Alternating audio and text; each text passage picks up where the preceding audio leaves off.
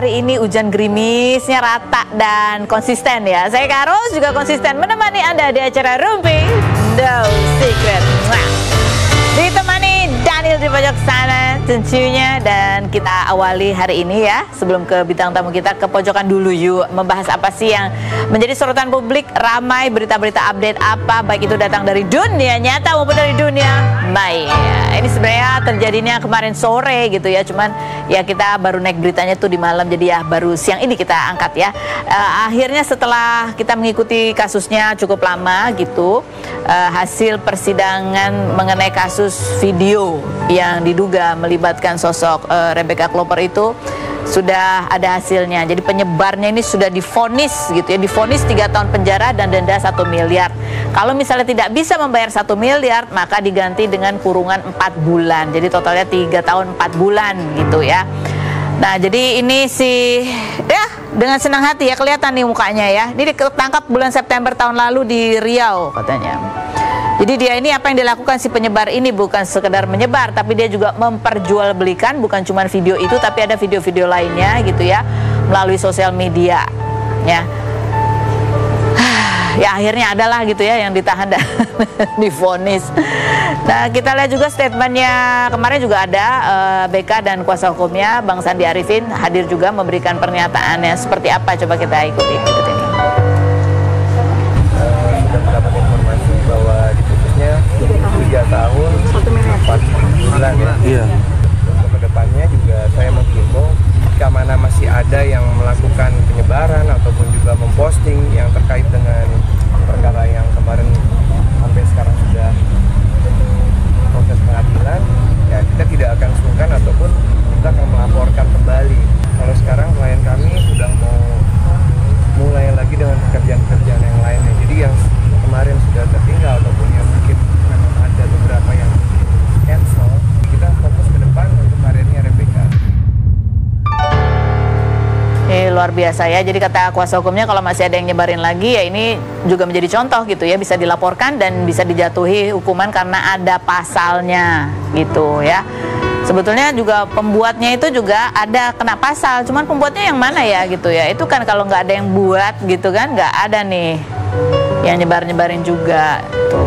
Terus ya ada pesannya juga bahwa semoga juga jangan ada lagi yang bikin-bikin kayak gitu dan hati-hati, dan semoga anak-anak kita terlindung dari orang-orang red flag gitu ya kan, amin. Komentar netizen coba kita baca berikut ini. Si BK memang pemain, tidak dibenarkan perilakunya, tapi yang menyebar juga tidak bisa dibenarkan. Pemain tuh maksudnya gimana ya? Itu kalau pemain tuh kan bikin video komersil gitu, karena ini bukan, ini video kita juga nggak tahu apakah itu berdasarkan persetujuan yang bersangkutan gitu pada saat diambil gitu kan. Ya jadi kan itu adalah posisinya korban ya. Tapi yang menyebar ya jelas, yang menyebar juga tidak bisa dibenarkan, ada pasal hukum yang bisa menjerat. Manfaat masker selain menghindari dari berbagai virus juga bisa untuk menutupi malu. Ini laki apa perempuan sih yang komentar gini ya? Aku juga kadang suka. Kadang perempuan ya Mbak, tolong di ini deh apa namanya, dipikirkan bahwa ini itu adalah hal yang memang yang rugi pasti perempuan. Jadi sesama perempuan baiknya kita ngomong baik-baik juga lah ya. Gitu. Yang berikutnya. Semangat BK, ya nih kemarin kita lihat dia habis jalan-jalan juga ya. Mudah-mudahan kedepannya dia bisa berkarir lagi dengan lancar. Lanjut berikutnya. Kok dikit banget mas hukumannya? Iya, setuju ya. Dia memperjualbelikan loh. Dia bulanan lagi tuh, berlangganan. Kan 10 juta per bulan apa langganannya, berapa sih, pokoknya dia dapat sebulan itu bisa dapat 10 juta lah daripada orang-orang yang berlangganan video-video enggak itu gitu ya. Jadi kalau cari pacar itu hati-hati juga ya tuh, remaja putri sekalian, remaja putra ya, kalau punya pacar tuh harus dilihat-lihat ya. Kalau udah toksik di awal, udah toksik, suka ngancam, suka maksa, ya itu bukan cinta. Putusin aja, masih banyak ikan-ikan yang lain di luar sana gitu. Itu benar ya. Kalau memang punya apa pacar gitu kayaknya, aduh kayaknya dia begitu karena dia problematik, ya itu urusan dia sama psikolog, sama ya itu dia suruh berobat. Jadi kita yang punya pacarnya problematik, kita bukan dokter, tidak ada kekuatan untuk mengobati atau lagi menjadi samsak atau menjadi korban juga gitu. Suruh sembuh aja sendirilah. Yang berikutnya ada komentar lagi Kak? Nggak ada. Ini udah nih, sekali lagi hati-hati ya, udah nggak usah bikin video-video aneh-aneh. Ya, oke, baik. Kita langsung menuju ke. Nah, kalau video yang kayak gini juga nggak apa-apa sih, karena ini mengobati kekepoan. Tapi akibatnya video ini juga menuai banyak komentar ya. Video rumahnya Ustadz Solmed dan April Jasmine yang ada pom bensinnya.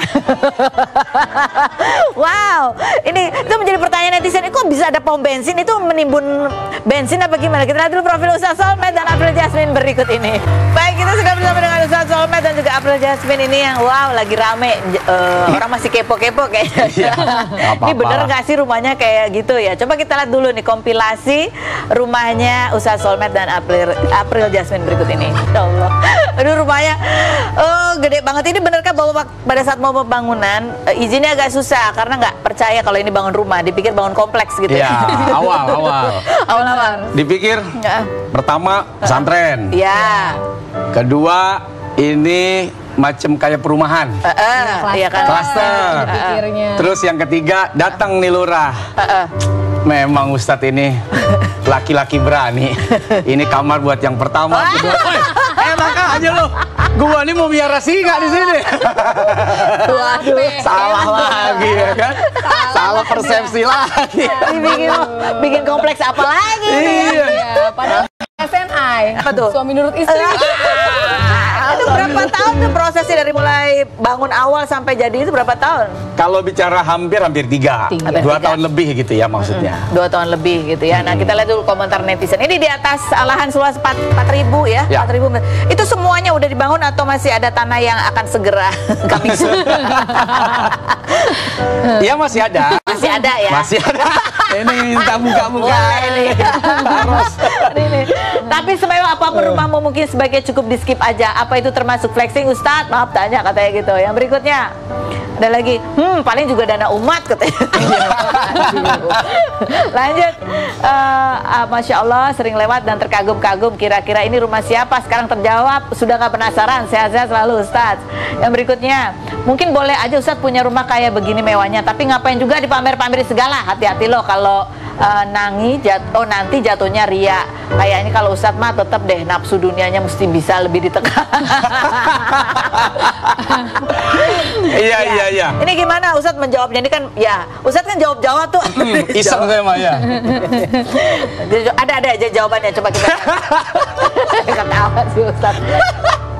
Dia usah jawab, ikut aja dulu baru ngajak jajan. Ya Allah, janganlah popularitas dimanfaatkan untuk hal-hal yang tidak baik. Sudah banyak contoh misalnya investasi bodong Ustadz juga ini karena Ustadz nawarin ikut jual bisnis. Ya, betul. Ya, yang berikutnya ada lagi komentarnya. Nih, kenapa orang pada julid soal Ustadz makin kaya padahal Islam menganjurkan kita untuk menjadi kaya? Beginilah potret masyarakat Indonesia yang mau maju mindsetnya mesti stuck di situ aja. Orang berbisnis dijulitin padahal itu membantu pertumbuhan ekonomi Indonesia. Dijawab sama Ustadz, semoga Allah jadikan hidupmu dan semua keluargamu serta keturunanmu kaya, bahagia, sukses dunia akhirat. Amin. Yang berikutnya ada lagi, Ustadz yang lain berlomba-lomba memperbesar pesantren, ini malah rumah pribadi. Lah, rumah jualan. Ya, jualan lagi gue. Lagi lu jualan gue, lu tutup-tutupin lu. Gitu deh. Jualannya kita sensor Ustadz. Kalau bayar iklan. Hubungi yang di bawah ini. Iya, Bumi Marketing. Oke. Berikutnya ada lagi komentarnya. Ada. Ini kenapa sih Ustadz jawabin juga ada yang marah-marah juga Ustadz bilang kenapa sih kamu ada apa sih? Pertama beberapa akun saya perhatikan akunnya kosong. Oh, kan bodoh. Isinya nggak ada. Saya pikir ini orang kesepian. Dia butuh teman. Tapi tak ada yang menemani. Biarlah saya temani dia. Biar saya ajak bicara kan. Kasihan kan daripada bengang-bengong, banyak orang bengong kesurupan loh. Iya. Nah, ini kita jadi ngeliatnya gini, Ustadz jawabin ini apa terinspirasi Aldi Taher. Tapi keren juga dia keren juga memang punya waktu gitu kan. Nah yang kedua sebetulnya kalau ditanya tadi mengarah ke wah ini begini. Kalau kita baca satu riwayat hadis itu di antara kata Nabi nih ya ciri orang yang bahagia apa itu? Atau di antara tanda-tanda kebahagiaan itu satu dia punya rumah yang bagus. Rumah yang bagus. Besar. Wasi, luas. Yang kemudian kedua dia punya tetangga yang baik. Buat apa rumah gede kalau tetangga rese? Iya. Yang gede rumah tetangga rese aja nggak enak, apalagi rumah kecil. Oke. Terus? Kemudian yang ketiga, kendaraan yang bagus. Ini hadis Nabi yang kasih tahu bahwa di antara orang bahagia itu kalau dia punya 3 ini. Malah di riwayat yang lain tambahannya istri yang solehah. Oke. Tapi kan ini ya kembali lagi bahwa ini dicapai juga dengan cara yang berkah, Ya, begitu kan? amin, insya Allah. Ini kan masalahnya orang pada curiga itu. Ya. Ini pakai dana umat ya? Dana dari mana? Ya, kalau orang bisnis, Dari mana? orang dagang, Ya. kan Umat pakai, mana yang nitipin? memang pakai dana umat. Iya. Ya dia beli Iya. kan pakai duit dia. Iya. Tapi dikelola benar. Iya, kita bisnis. Ya ada bisnis yang orang udah tahu lah yang lu sensor-sensor itu. Menjual gitu.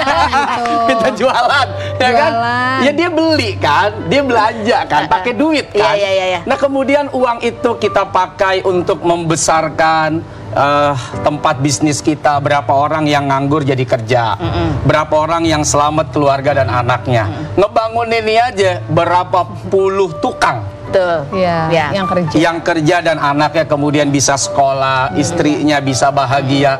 Jadi kalau kita melihat banyak sisi manfaat, Ya. sebetulnya orang-orang yang hari ini membangun, Iya. hari ini yang berbisnis, Punya usaha. buka lapangan pekerjaan, buka usaha, subhanallah, Iya. itu banyak membantu masyarakat dan pemerintah dalam rangka ya Ya, lapangan meringankan pekerjaan. Ya. beban dan punya lapangan pekerjaan gitu loh. Nah ini mungkin Pengangguran hilang. ini juga yang perlu ditanya biar Ustadz sekalian menjelaskan karena ini kan banyak kekhawatiran ya karena kan ini Ustadz gitu. Ada beberapa mungkin ya yang kalau menawarkan bisnis tuh Ya. terus iming-imingnya jadi kamu harus berbisnis nanti apa istilahnya kasarnya Bodong. dosa-dosanya terhapus kalau bisnis ini misalnya Itu iming-imingnya ya. ya kan gitu Ya, ada oknum lah pakai Ya. begitu ini kan juga menjadi kekhawatiran gitu. Betul. Nah Ustaz Solmes sendiri jawabnya gimana? Pertama ada lagu tidak semua laki-laki, nggak semua, Ya. nggak semua orang, nggak semua ustadz, nggak semua siapapun bisa digeneralisir. Itu Ya. pertama.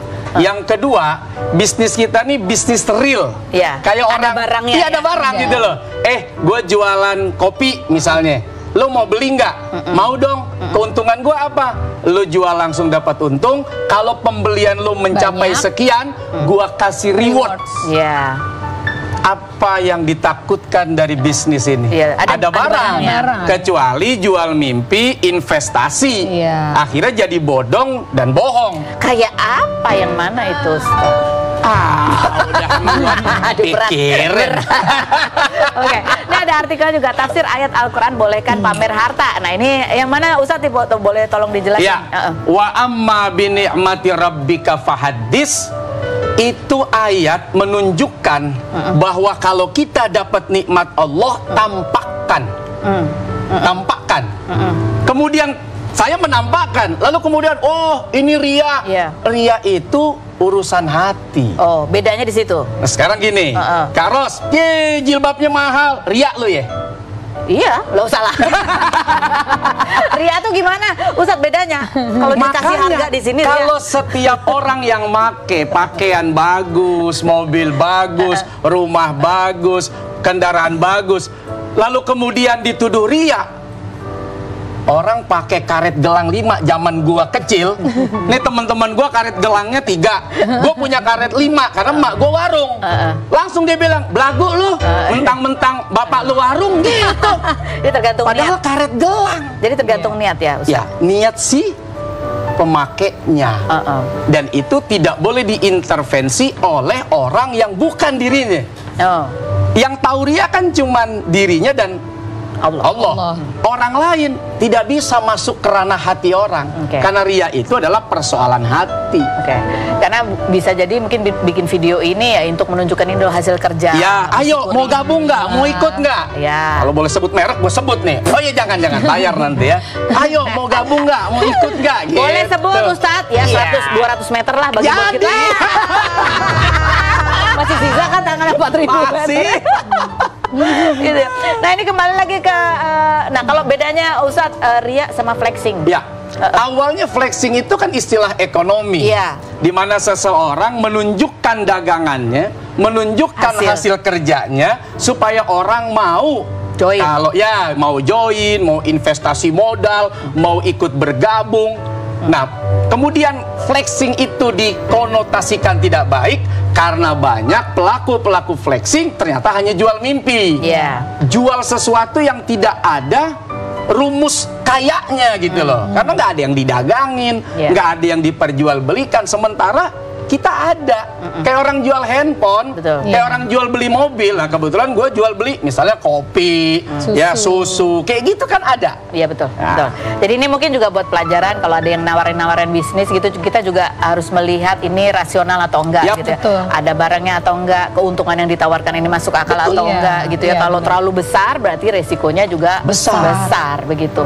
Nih, nah ini kita kembali lagi ke rumah lagi tadi kita mau bahas belum ya kan? Coba lihat foto-fotonya tadi termasuk ada pom bensin ya. Terus sempat ada yang bertanya, Ustaz kok bisa ada pom bensin di situ? Ini menimbun bensin atau gimana? Iya, pom bensin tuh beli aja tuh di online banyak tuh yang jual pom bensin ya kan. Ininya doang. Kan ininya kan. Nah, terus kemudian kan mainan anak. Gini, anak gua tuh kalau ke pom bensin tuh seneng ngelihat gue isi bensin tuh bawaannya mau keluar, mau ikutan ngisi, kan bahaya banget. Kalau nyembur itu kan bahaya bensinnya. Ya gue adain aja tuh pom bensin mini di rumah. Ya biarin lo seneng. Entah gue isi air kayak gue isi bensin kayak terserah, nanti lu punya mainan. Ada taman bermain banyak ya, lapangan banyak gitu. Ada apa lagi? Ini tempat main bola. Ya, siapa yang olahraga sih di situ, Ustaz? Yang olahraga kita tadi semua dong. Jason bilang gini, ini apa lapangan banyak ini kayaknya niat kurus banget. Motivasi. Ada kolam renang, kebun banyak. Ini inspirasi kompleksnya dari mana sih? Inspirasi punya kompleks hunian dari yang aku iklan-iklanin. Yang hari Senin naik. Jangan ditunda. Ada jogging tracknya tuh. Bagus loh tapi kebayang perencanaannya pasti. Iya maksudnya kan merencanakan itu kadang-kadang tuh dari mulai segini jadi pengen segini itu juga yang terjadi. Enggak sih, awalnya kan memang landscape-nya tuh udah ada gitu kan. Jadi landscape-nya tuh kayak gini. Terus pasti kalau si penggambar itu arsitek itu nanya kebutuhannya apa. Jadi dicatatlah kebutuhan tak gitu kan. Anak-anak tuh seneng berenang. Terus udah gitu Ustadz pengen dong punya lapangan bulu tangkis, ya udah. Terus anak-anak lagi minta buat main bola. Oke, ya udah kalau aku jogging track lah. Aku udah deh, aku nih biar lari-lari keringetan gitu kan. Biasanya kalau di rumah yang lama itu keliling rumah. Banyak motor, mobil gitu kan, serem bawa anak. Jadi aku di situ. Jadi ya udah apa kebutuhannya dicatat, ya udah digambarin kayak begini. Aku tuh tolong dong undang arsiteknya. Aku pengen tahu apa yang ada di kepala arsiteknya gitu. Ketika mendengar request, lapangan bulu tangkis, lapangan bola. Jadi ide, tema, kebutuhan, kemauan itu dari kita. Arsitek menuang. Aduh, luar biasa loh. Udah jadi, terus udah gitu. Terus mau konsep apa? Tim tank gitu. Terus kan Ustadz bilang kan butuh lapangan tembak. Aku mau lapangan tembak buat apa? Itu bukan lapangan tembak senjata api loh ya. Bukan. Nanti tiba-tiba datang Kapolres, datang Kapolda. Jadi itu mau tembak anak-anak gue. Tuh pakai tembakan yang sekarang tuh dimasukin ke air, tau nggak? Tapi itu bentol kalau kena. Jadi kalau kena, bahkan ada yang kalau kena mata pakai kacamata kan itu. Pakai kacamata. Jadi itu lapangan tembak buat itu anak-anak. Itu disewain nggak nanti atau kita boleh main nggak? Boleh main. Yang itu pakai water gel. Water gel gitu. Tetap pakai kacamata, tapi buat anak-anak gitu. Kan kesannya lapangan tembak. Jangan-jangan nimbun senjata. Enggak. Ustadz itu kan gede banget itu ya. Nah, itu kalau aku sih ya sebagai ibu-ibu ya, itu beres-beresin berapa orang yang beres-beresin? Itu kan rumah sendiri. Kebon kan luas. Ada berapa orang buat perawatan? Bangun sih kadang-kadang ya oke ada biaya, tapi perawatan itu kadang jauh lebih mahal juga daripada membangun. Ya selama kita mampu kan minimal paling nggak yang kerja pada makan. Iya betul. Dapat rezeki dia. Tetangga alhamdulillah udah ada yang ikut kerja, jadinya bantu-bantuin semuanya gitu loh. Di sekitar juga ya. Oke. Nah ini juga ada cerita menarik. Jadi tahun 2020 pada saat pandemi ya, Ustaz juga pernah cerita gitu ya. Semua juga pada kena efek pandemi. Ustaz juga jadi dakwah-dakwah juga berkurang gitu. Bahkan kalau nggak salah Ustaz pernah cerita sampai minjem duit 200-500 nih sama istrinya. Pandemi ini membuktikan bahwa melewati ujian cobaan yang banyak dilewati oleh orang lain pun kami merasakannya. Saya sampai harus meminjam uang kepada April. Hanya perkara 200.000 saya pinjam duit di masa pandemi ini. Saya pinjam uang 500.000 hanya untuk biaya berobat ibu saya yang saya tidak punya lagi tabungan saat pandemi ini. Dan Maret, April, Mei, Juni, Juli, Agustus, September, Oktober, mobil saya jual. Tagihan orang datang ke rumah, saya pergi hanya untuk mencari buat makan. Saya temui teman-teman saya jual facial, saya jual sarung, saya bawa dagangan pakaian bekas saya. Tidak ada yang tahu mungkin satu Indonesia. Dan saya selalu melarang kepada istri saya, jangan pernah cerita apapun soal perkara hidup kita, karena belum tentu orang ikut merasakan hal yang sama. Tuh. Yap. Ya. Itu sungguh terjadi. Betul. Dan pada saat udah mulai bangun rumah tuh kalau nggak salah. Belum. Justru setelah saat ini nih, saat gue cerita nih, gue udah bangkit. Gue udah punya bisnis. Bisnis itu udah gue mulai. Saat gue cerita ini sudah gue mulai. Jadi cerita yang gue sampaikan ini, Kak, itu tujuannya memotivasi. Nggak ada yang nggak bisa. Bisa kok. Kalau aku istri cerita saat susah, apa kata orang?